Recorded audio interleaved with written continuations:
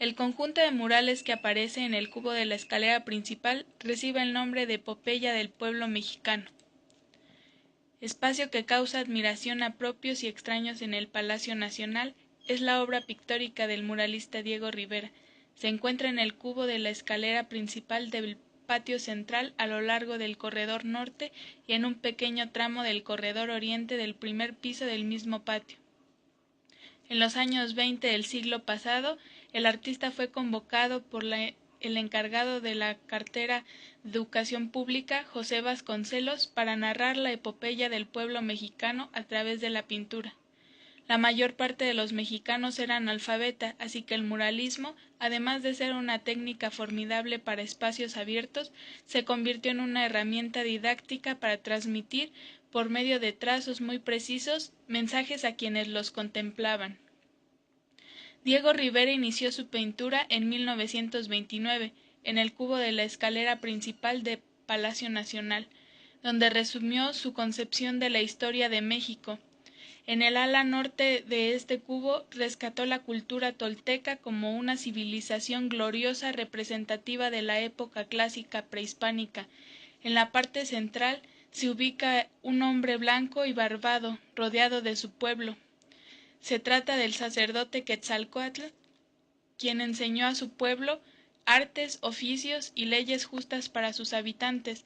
Los conflictos generados con otros pueblos obligaron a este hombre a embarcarse hacia el oriente, escena que se aprecia en la parte superior de este espacio. En la zona central, Rivera plasmó un sol invertido y enseguida un volcán en erupción, a propósito de la decadencia de las culturas prehispánicas después de la conquista española, de donde sale el dios Quetzalcóatl en forma de serpiente emplumada. Su significado es náhuatl. En la enorme zona media del mural se representan distintas escenas de la historia de México. En el centro un águila con el símbolo de la guerra y la vida en el pico. Bajo ella la conquista armada de los españoles sobre Tenochtitlan. La conquista espiritual, franciscanos evangelizando, dominicos gobernando, el santo oficio de la Inquisición. Hay 5 arcos con escenas del México independiente: la intervención norteamericana de 1847, la segunda intervención francesa y el fusilamiento de Maximiliano de Habsburgo, la Reforma Liberal de 1857, la lucha de independencia de 1810 y la Revolución Mexicana de 1910. El espacio sur de este cubo está reservado a los ideales socialistas de Diego Rivera.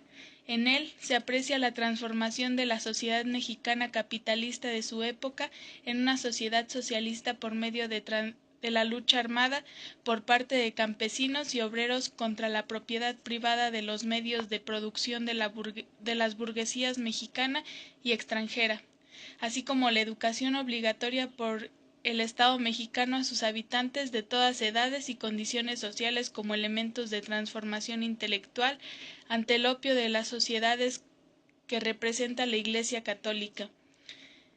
El final de este espacio lo corona un sol naciente y el mismo Carlos Marx señalando a un campesino, un obrero y un militar, la igualdad que permite un Estado socialista para el pueblo.